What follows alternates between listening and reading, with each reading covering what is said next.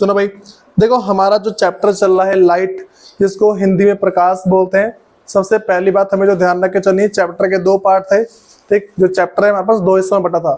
पहला मेरे पास था जिसको हम बोलते हैं रिफ्लेक्शन ऑफ लाइट, जिसको हिंदी में प्रकाश का परावर्तन बोलते हैं। ठीक, और जो इसका दूसरा पार्ट है हम उसको बोलते हैं रिफ्रैक्शन ऑफ लाइट, जिसको प्रकाश का अपवर्तन बोलते हैं। ठीक है, अब सुनो भाई, होता क्या मेरे पास, हमने इसका जो पहला पार्ट है उसे कवर कर लिया है। हम इसके दूसरे पार्ट की बात करते हैं यहाँ से। ठीक, सबसे इंपॉर्टेंट बात हमारे पास यहाँ पे आती है कि अगर जिसको इसका जो पिछला जो हिस्सा है, जितना अभी तक हो चुका है वो अच्छे से आएगा, उसी को ये वाली चीजें आएगी। ठीक है, मतलब इसका जो प्रैक्टिकल क्वेश्चन है उसी को ये सब आएगा, अदरवाइज आना पॉसिबल नहीं है, तुम कितने भी एफर्ट्स लगा लेना।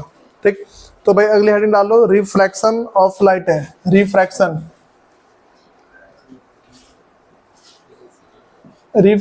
ऑफ लाइट है, इसको प्रकाश का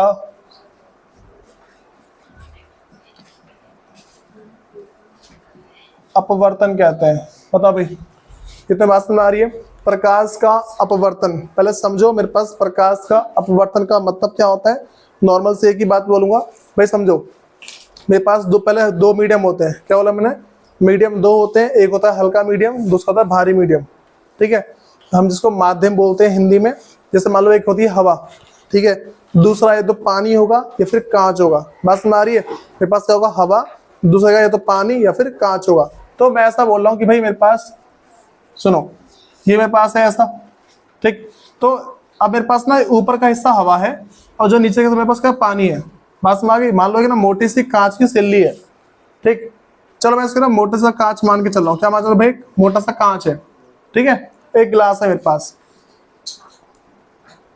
कांच। अब भाई इसके अंदर जो तुम्हें समझना है, ये ग्लास है, ऊपर तुम्हारे पास एयर है, हवा है। ठीक है, अब सुनो, मान के चल लो मैंने अगर लाइट यहां से यहां पे भेजी, ठीक है, बात समझ आ रही है? मेरे पास क्या लाइट यहां से यहां पे आई तो ये थोड़ी सी नीचे होके फिर मुड़ेगी। बात समझ आई? हाँ भाई, लाइट यहां से आई तो थोड़ी सी नीचे मुड़ेगी, फिर यहां से अगर बाहर निकलेगी ना तो थोड़ी सी आगे होके जाएगी। समझ आ रही बात है? और जो सबसे बड़ी बात मेरे पास होती है ना भाई, देखो ये जो तुम्हें दिख रहा है यहां से, जहां पे कट करिए वहां से लाइन, ठीक है, इस तरीके से है। सबसे पहली बात हमारे पास क्या भाई, हम इसको बोलते हैं इंसिडेंट रे। ठीक है, आपतित किरण बोलते हैं इसको। और जो मेरे पास यहाँ से जो किरण मुड़ गई है, बात समझ आ रही है?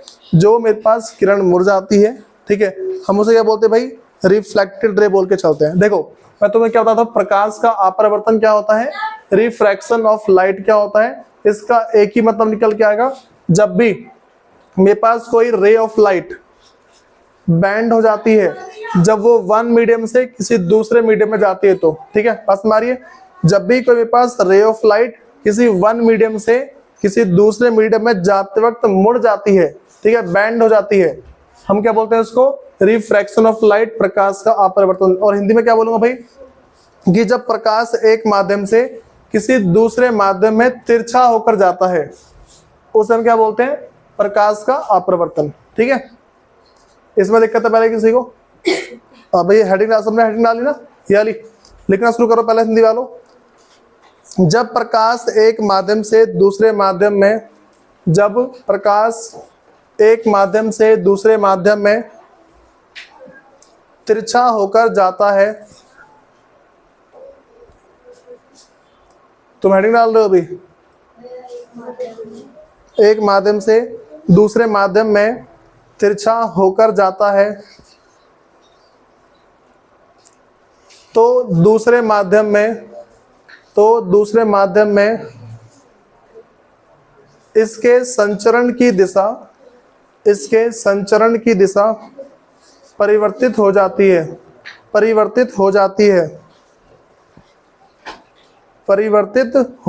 है। इस परिघटना को प्रकाश का अपवर्तन कहते हैं। लिखो भाई इंग्लिश में, the change in the direction of light when it passes from one medium to another medium is called refraction of light, is called refraction of light। ठीक है भाई, तो बात समझ में आ रही है? देखो जो मेरे पास ये वाली लाइन है इसे बना लो भाई, इसको सेम बनाओ। देखो ये जो लाइन मेरे पास है ना, जो मेरे पास ये लाइन है, इसको हम बोलते हैं इंसिडेंट रे, आपतित किरण।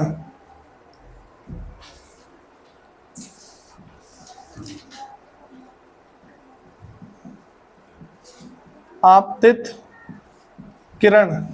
और जो मेरे पास ये वाली जो लाइन है, इस लाइन को हम बोलते हैं रिफ्रैक्टेड। क्या बोलते हैं इसको भाई? रिफ्रैक्टेड। हमने उस साल पढ़ा रिफ्लेक्टेड, मेरे पास हो गया भाई रिफ्रैक्टेड, रिफ्रैक्टेड रे, अपरिवर्तित किरण। ठीक है, मेरे पास ये जो है एंगल आई है, जो ये मेरे पास है एंगल आर है। ठीक है, तो सुनो पहले, सुनो भाई। तो पहले सारी बात पता लगी, इसमें किसी दिक्कत है? देखो मैं नॉर्मली बोला, जो मेरे पास एंगल ऑफ इंसिडेंस, जिसको हम इंसिडेंट रे बोलते हैं। ठीक है, इंसिडेंट रे पे जो एंगल बनता है, मतलब कि जो आपतित किरण पे जो मेरे पास कोण बना है उसको आपतित कोण बोलते हैं। ठीक है, और जो मेरे पास परावर्तित पे जो बना है उसको मतलब अपरिवर्तित पे जो बना है हम उसे बोलते हैं भाई रिफ्रैक्टेड एंगल बोलते हैं, मतलब एंगल ऑफ रिफ्रैक्शन। समझ में आ रही है? जो एंगल आर है, ये वाला तुम्हारा एंगल और जो ये वाला एंगल है, ये तुम्हारा हमेशा बराबर होगा। भाई तुम्हें इन बातों को बस याद करते चलना है, तुम कोई साइंटिस्ट नहीं हो। ठीक है, मानो कि मैं तुम्हें बताया बच्चों लाइन यहाँ से आएगी, कोई सी लाइट, तो यहाँ पे ऐसे बैंड हो गए, अगर इससे फिर दोबारा बाहर निकलती है तो उस साइड जाती है। तुम कभी भी ट्राई मारना, एक ना मोटा सा शीशा उठा लेना, ठीक, रेजर लाइट को ऐसे करना।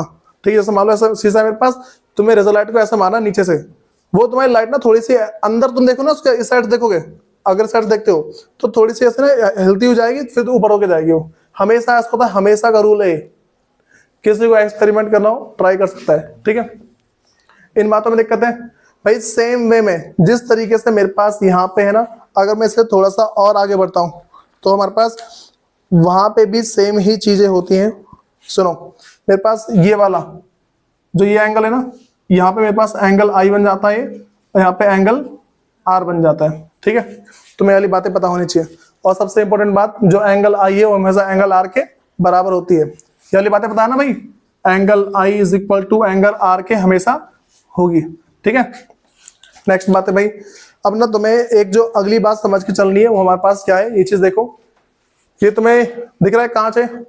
ठीक, इसका जो ऊपर का जो हिस्सा है, जो हवा बोल रहा हूँ ना, हवा, ठीक है, उसको हम क्या बोलते हैं भाई?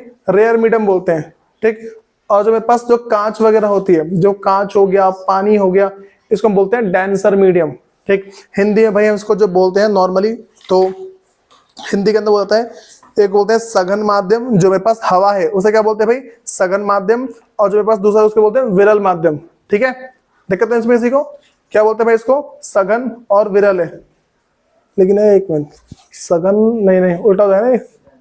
सुनो भाई, यहाँ समझो, मेरे पास ना क्या होता है, एक मिनट फोकस कर जाओ। मेरे पास जो सघन माध्यम है, ऐसा ही है, जो अंदर का तुम्हारे पास होता है भाई, इसको सघन माध्यम बोलेंगे। ठीक है, जो कांच वाला तुम्हारे पास है इसको सघन माध्यम बोल के चलना है, और जो तुम्हारा नीचे का हिस्सा है उसको विरल माध्यम, मतलब कि जो हवा वाला है ना वो तुम्हारा विरल माध्यम होता है। ठीक, हवा तुम्हारे पास क्या है? विरल, और जो तुम्हारे अंदर क्या है? सघन। इन बातों को लिख लो अपने हिसाब से भाई। इसमें किसी को दिक्कत तो नहीं है? इसमें जिन जिनको दिक्कत है बताओ। सुनो भाई, जैसे हमने उसके अंदर नियम पढ़े थे ना, वैसे हम इसके अंदर नियम पढ़ेंगे। तुम्हारा जो सबसे पहले होमवर्क है वो ये है कि तुम्हें एग्जाम्पल लिख के लेके आने, और एग्जाम्पल किस बात भाई? रिफ्रैक्शन ऑफ लाइट के। मैं तुम्हें कुछ कुछ एग्जाम्पल बता दे रहा हूँ। सबसे जो मेरे पास पहला एग्जाम्पल है भाई, उसको जैसे ना जो हिंदी में लिखा है, कह रहा प्रकाश के अपरिवर्तन के कारण स्विमिंग पूल का तल वास्तविक स्थिति से विस्थापित हुआ प्रतीत होता है। देखो, मैं स्विमिंग पूल की बात करूं या फिर भरी हुई बाल्टी की बात करूं, तुम कभी भी देखो ना साइड से, तुम्हें वो हल्का सा छोटा दिखता है। ठीक है, जो तुम्हारी जो भरी हुई बाल्टी होती है ना, मान लो तुमने एक बाल्टी पानी भर दिया, उसको कभी साइड से बैठ के देखना, तुम्हें ऐसा लगेगा जैसे बाल्टी छोटी है, ठीक है, तुम्हें ना हल्का सा ऊपर उठाओ दिखेगा।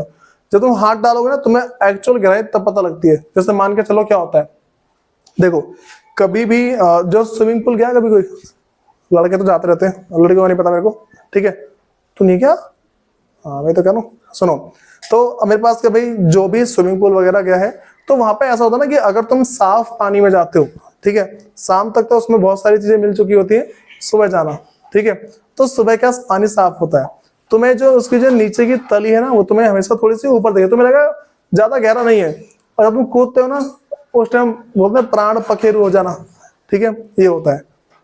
बात हमारी पहला एग्जांपल मेरे पास ये है, और इंग्लिश में सेम लिखा हुआ है भाई। दूसरा मेरे पास क्या रखी, देखो तुमने कभी भी ना, एक अगला एग्जांपल जिसका बोल रहा हूँ, जैसे मान लो मेरे पास मार्कर है, ठीक, एक ना बर्तन में पानी भरना, और उसको ना मार्कर थोड़ा ऐसे डालना, ऐसे करके करना, तुम्हें लगेगा मार्कर थोड़ा ऊपर उठ रहा है, ठीक, ये मेरे पास क्या एग्जांपल है, रिफ्रैक्शन ऑफ लाइट। देखो हवा के अंदर सीधा जा रहा ना, हवा में मेरे पास सीधा है, हवा के अंदर सीधा जा रहा, लेकिन यहाँ से थोड़ा उठाओ दिखेगा, इन बातों को नोटिस करना, ठीक है। तीसरा एग्जांपल, तुमने रोड पे पानी पिया, रोड पे पानी पिया तो मशीन से, वो मशीन के अंदर ना नींबू, मतलब गिलास में नींबू डाल रखता है वो, ठीक, उसने जो गिलास के अंदर नींबू डाला होता है, हमें नींबू बड़ा दिखता है, होता है ऐसा, ये भी मेरा इसी का एग्जांपल है, प्रकाश के अपरिवर्तन का, मतलब कि रिफ्रैक्शन ऑफ लाइट का एग्जांपल है। अगली बात मैं तुमसे बोल दूं, कभी भी कागज के ऊपर ना कुछ लिख देना, उसको पानी के अंदर छोड़ देना पेज को, यानी कि तुम मोड़ के डाल रहे हो, तुम्हें दिखना चाहिए। मान लो एक पेपर पे कुछ लिखा, ठीक, और अपना नाम लिख दिया, ठीक, नाम लिखने के बाद क्या, उसको डाला पानी के अंदर, तो वो तुम्हें थोड़ा सा ना उठाओ देगा, तुम्हें लगा भाई नाम जो है ना ऐसे हवा में मोड़ रहा है, ऐसा तुम्हें फील होगा, लेकिन तुम उसे निकालोगे ना, दोबारा तुम्हारा वहीं का वहीं रखा रहेगा। इसमें किसी दिक्कत तो नहीं है भाई, बताओ। हम थोड़ा इसके अलावा आगे बढ़ते हैं, जो मेरे पास है, अगली हेडिंग डाल लो भाई। जो हमारे पास नेक्स्ट हेडिंग है, law of refraction of light है, प्रकाश के अपवर्तन के दो नियम है मेरे पास, ठीक है, तो प्रकाश के अपवर्तन के नियम डाल लो हेडिंग।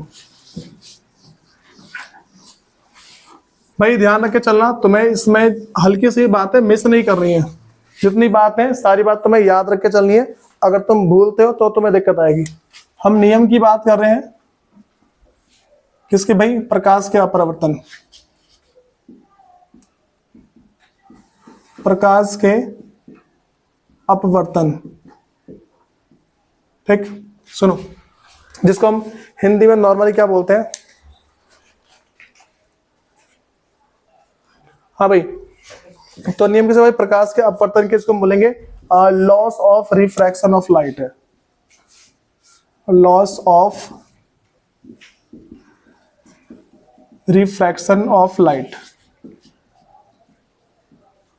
एग्जाम की सबसे बड़ी कंफ्यूजन, तुम्हारे पास क्वेश्चन आते हैं कि state the law of refraction of light, बच्चे लिख के आते हैं रिफ्लेक्शन ऑफ लाइट का, ठीक, यहाँ तुम्हारे मार्क्स पूरे के पूरे कटते हैं, ठीक, 4 से 3 मार्क्स का क्वेश्चन आता है, बच्चों को ना आता अच्छे से, वो हड़बड़ी में किसके बदले कुछ और कराते हैं, ठीक है। जैसे मान के चलो उसने बोला ये वाला, ठीक, और क्या है वो दूसरा करके आते हैं, तो इन बातों में थोड़ा कंफ्यूज नहीं होना है तुम्हें। मैं बोल दूं बच्चों की प्रकाश का अपवर्तन, तो अपवर्तन तुम्हें देखना है अच्छे से। मैं जब टेस्ट लेता हूँ ना, तो उसमें अपवर्तन लिखता हूँ, सरेआम लिखा होता है अपवर्तन, बल्कि मैं उसमें बोल्ड करता हूँ उसको कि बच्चों अपवर्तन लिखा हुआ है, उसको फिर भी परावर्तन वाला कर करके आ रहा है उसके अंदर, तो भाई ये वाली बात में दिक्कत आ जाएगी।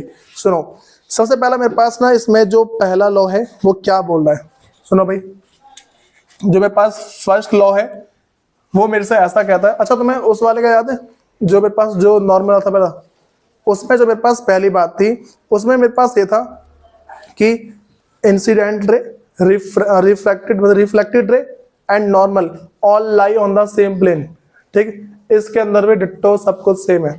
जो तुम्हारा पहला नियम है भाई वो तुम्हारे पास सेम है, तो इसमें पहला लिखो the incident ray, the refracted रे and the normal, the incident ray, the refracted ray and the normal at the point of incidence, at the point of incidence, at the point of incidence all lie in the same plane, all lie in the same plane। भाई जितने तुम्हारे पास सारे क्या है एक ही plane पे लाई करते हैं, तुम हमेशा इसके नीचे बस ये बॉक्स बना देना, ठीक है, ये बनाया बॉक्स। अच्छा भाई हिंदी लिखो पहले, जो हिंदी वालों, आपतित किरण, अपवर्तित किरण, आपतित किरण, अपवर्तित किरण, उसे बंद कर लो, ये लिखवाने की प्रैक्टिस होती है। नहीं बंद कर दो। तथा दोनों माध्यम को पृथक करने वाले, तथा दोनों माध्यम को पृथक, पृथक का मतलब है अलग, ठीक है, दोनों माध्यम को अलग करने वाले, ठीक है, मतलब कि दोनों माध्यम को पृथक करने वाले पृष्ठ के आपतन बिंदु पर, पृष्ठ के आपतन बिंदु पर, पृष्ठ के आपतन बिंदु पर अभिलंब सभी एक ही तल में होते हैं, बिंदु पर अभिलंब सभी एक ही तल में होते हैं। भाई तुम्हें ये बॉक्स सा बनाना है, ठीक, इसमें नॉर्मली मैं वही चीज बोलूंगा। देखो ये मेरे पास लाइट की रे आई, ठीक, इस साइड से मेरे पास भाई थोड़ी सी मेरे पास से बैंड हो जाती है, ठीक है, और जो मेरे पास ये है ना,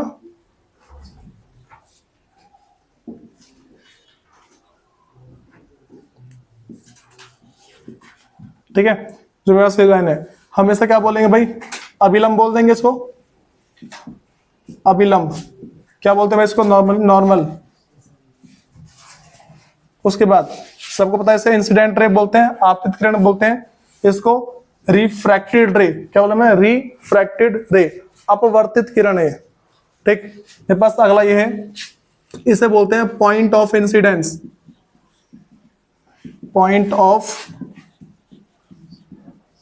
इंसिडेंट, ठीक है, इसमें दिक्कत तो नहीं है। हम इसको बोलते हैं पृथक करने वाले पृष्ठ का आपतन बिंदु, ठीक है, क्या बोलते हैं इसको, पृथक करने वाला मतलब बिंदु मान लो, ठीक है। अगर तुम इंग्लिश में लिख दो कोई दिक्कत आती नहीं है, तुम्हें यहाँ पे लिखना है, तुम्हारे पास ये एयर है, ये हवा है तुम्हारे पास, ठीक, ये तुम्हारा कांच है, इसको हम ग्लास बोलेंगे। भाई ग्लास पता ना कांच को बोलते हैं, क्या तुम ग्लास समझ रहे हो, हिंदी वाला ग्लास। हाँ भाई तो पहली बात है क्लियर है, इसमें दिक्कत किस किस को ये बताओ।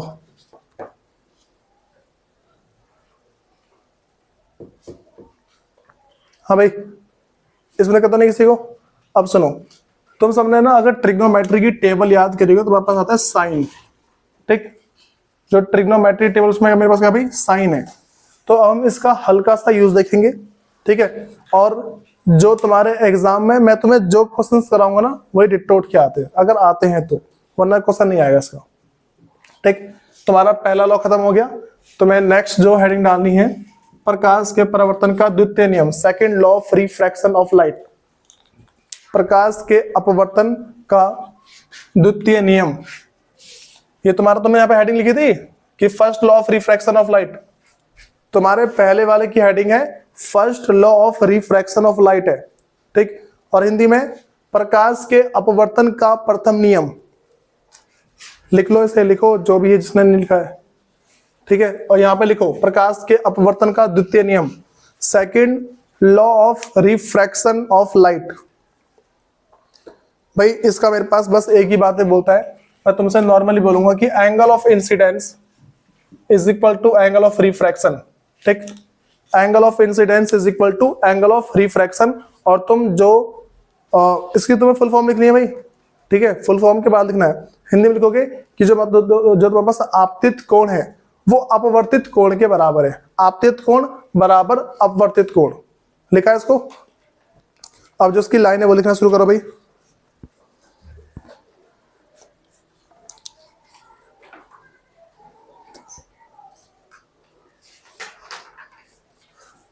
अब भाई इसके आगे लिखो, पहले इंग्लिश वाला लिख लो, the second law of refraction, the second law of refraction gives a relationship between the angle of incidence and the angle of refraction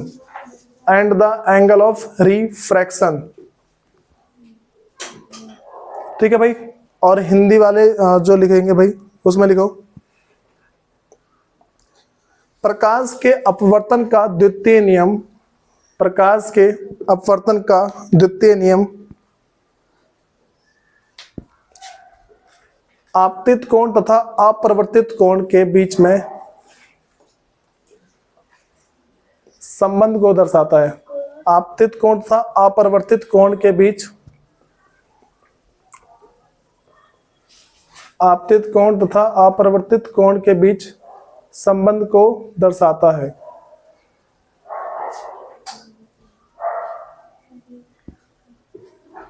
संबंध को दर्शाता है। ठीक है भाई, इन बातों में दिक्कत है किसी को? अब ना भाई तुम्हें ना कुछ बातें लिखवा रहा हूं। हाँ भाई, पहले इंग्लिश वाला लिख लो, नीचे तुम्हें हैशटैग डालना है, फिर लिखना है द रेशियो ऑफ, हाँ भाई द रेशियो ऑफ, भाई इसको साइन ई बोलते हैं, ठीक है, SINE, ठीक है, द रेशियो ऑफ साइन ई of angle incidence, angle of incidence, starting से बोल रहा हूं, the ratio of sine of angle of incidence to the sine of angle of refraction, to the sine of angle of refraction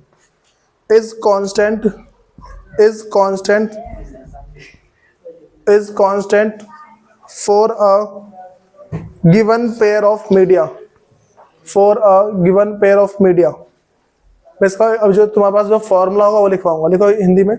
प्रकाश के किसी निश्चित रंग तथा प्रकाश के किसी निश्चित रंग तथा निश्चित माध्यमों के युग्म के लिए आपतन कोण तथा परावर्तन कोण का अनुपात स्थिर होता है, का अनुपात स्थिर होता है। ठीक है भाई, सुनो अब ना इसके ना एक ना नीचे हैशटैग डालो, हिंदी में भी और इंग्लिश में भी। हिंदी के अंदर भी तुम आपतन पढ़ के भाई साहब, आपतन कोण तथा परावर्तन कोण लिख लिया, का अनुपात स्थिर होता है, का अनुपात स्थिर होता है। सुनो भाई, इसका मतलब क्या होता है? सबसे पहली बात देखो, हमें पता है कि एंगल मेरे पास आई क्या एंगल आर के बराबर होता है। इसका मतलब है अगर मेरे पास ये 40 डिग्री का है तो ये भी मेरे पास 40 डिग्री का होगा। समझ रहे वाली बात है? तो मेरे पास ना जो क्वेश्चन कह रहा है उसने बोला कि मेरे पास ना साइन आई जो हमारे पास है वो क्या है?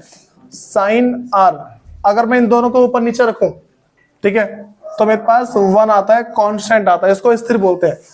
जब भी बोल दो स्थिर, हमें समझना है 1, ठीक। तुम्हारे पास हमेशा यही होता है, हमेशा यही आएगा, ठीक है। अब सुनो भाई, सबसे बड़ी बात पड़ती है इसके क्वेश्चंस की। इसके क्वेश्चन में तुम्हारे लिखा आ गया, मान लो साइन, अच्छा तुम्हें साइन 45 की वैल्यू तो पता होगी, जो साइन 45 है उसकी वैल्यू तुम्हारे पास पता होगी, जो ट्रिग्नोमेट्री है उसमें याद कर लेंगे, ठीक है। लेकिन अगर तुम्हारे पास आ गया, सुनो यहाँ पे, अगर साइन 35 डिग्री आया फिर क्या करोगे? जो साइन 35 है फिर क्या करोगे? भाई दिक्कत पड़ती है यहाँ पे। वैसे ज्यादातर आता नहीं है, और मैं नॉर्मली बोलूं इसके क्वेश्चंस भी नहीं आते, ठीक। अगर फिर भी आ जाए तो हमें मतलब ना चांस छोड़ना नहीं है, वो वाली बात है। बताओ भाई, तुम्हें वाली बातें पता लगी? इसमें दिक्कत तो नहीं किसी को? इस फॉर्मूले को उसके नीचे लिख लो।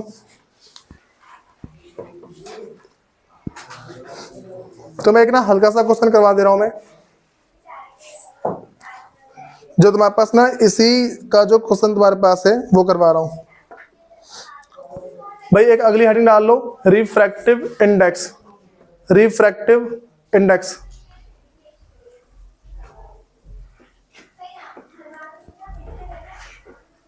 हेड डाली, जो रिफ्रैक्टिव इंडेक्स, और हिंदी में डालो भाई अपवर्तनांक। लिख पाओगे? अपवर्तनांक है, सुनो भाई, इसका फॉर्मूला मेरे पास क्या होता है? अगर मैं तुमसे नॉर्मली बात बोल दूं कि अपवर्तनांक, जिसको हम हिंदी में इंग्लिश में क्या बोलते हैं भाई? रिफ्रैक्टिव इंडेक्स, इसके क्वेश्चन तुम्हारे पास आने के चांस होते हैं, तो इन बातों को हल्के मत लेना बस, ठीक है। इसका फॉर्मूला है साइन आई साइन आर, ठीक है। बोलो भाई, इसमें दिक्कत है किसी को? साइन आई अपॉन में साइन आर, जो मैंने अभी बताया तुरंत वही है। एक क्वेश्चन तुम्हें लिखना है,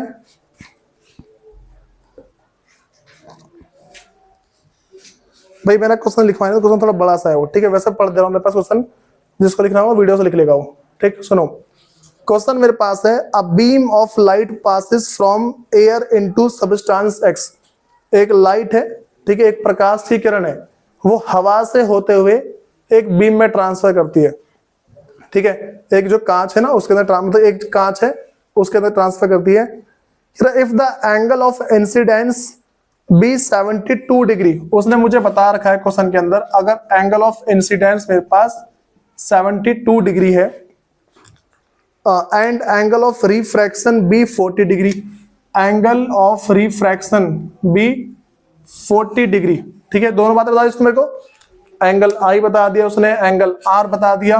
अब पता है इसके ना ब्रैकेट में एक बातें लिखी हुई है, जो इसका क्वेश्चन पास है ना, क्वेश्चन के उसने ब्रैकेट में बोला है, ऐसा ब्रैकेट लिखा है, उसने बोला कि जो तुम्हारे पास साइन 72 है उसकी वैल्यू उसने बता रखी है 0.951, ठीक है। और जो साइन 40 है उसने इसकी वैल्यू बोले 0.642, ये बता रखा है। बोलो भाई, इसमें दिक्कत आ रही किसी को?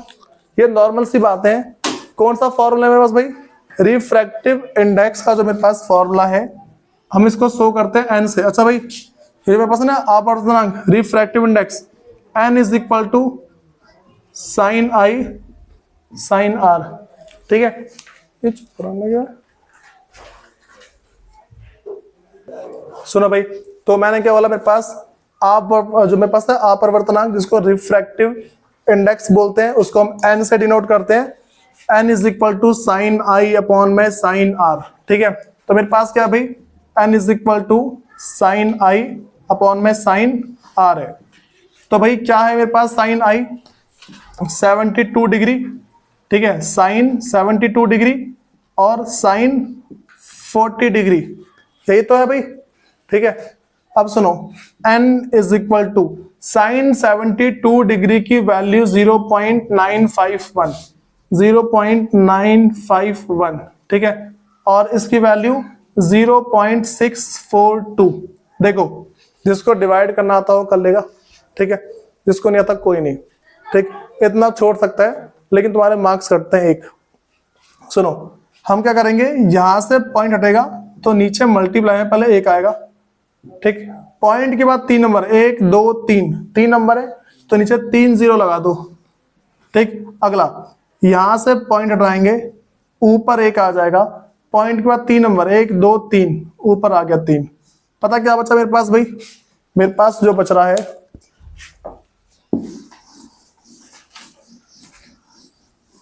भाई थोड़ा इस क्वेश्चन को ना लाइटली मत लेना बस, क्योंकि अगर आ गया ना तुम्हारा मुंह बना देगा क्वेश्चन, क्योंकि तुम्हें लगा भाई इतना आसान क्वेश्चन है, हमें नहीं आ रहा, ठीक है, तुम्हारे एग्जाम में ऐसा हो जाएगा। तो n is equal to 951 into में 1000 अपॉन में 642 इंटू में 1000, 1000 से तुम्हारा 1000 कट जाएगा, 951 अपॉन में 642, ठीक है भाई। इसे डिवाइड कर लोगे, इसको कोई भी डिवाइड आराम से कर लेगा, ठीक है। तो मैंने पहले कर रखा है 1.48 है, बात समझ आ गई? कितना है पास भाई? 1.48। इसके हम कुछ क्वेश्चंस नेक्स्ट क्लास के अंदर करेंगे, तुम्हें पहले सारे के सारे पता होने चाहिए, ठीक है भाई। इसके क्वेश्चंस हमारे पास एग्जाम में आ जाते हैं काफी हद तक, तो कम से कम ना इनको ध्यान रख के चलना, ठीक है। ये जो तुम्हारे पास बात है ना, ये तुम्हें आगे जो हम क्वेश्चंस करेंगे उसमें बहुत ज्यादा हेल्पफुल है। अगला क्वेश्चन तुम्हें तभी आएगा जब तुम्हें ये वाले क्वेश्चन आ रहे होंगे, ठीक है। तो सुनो डाउन।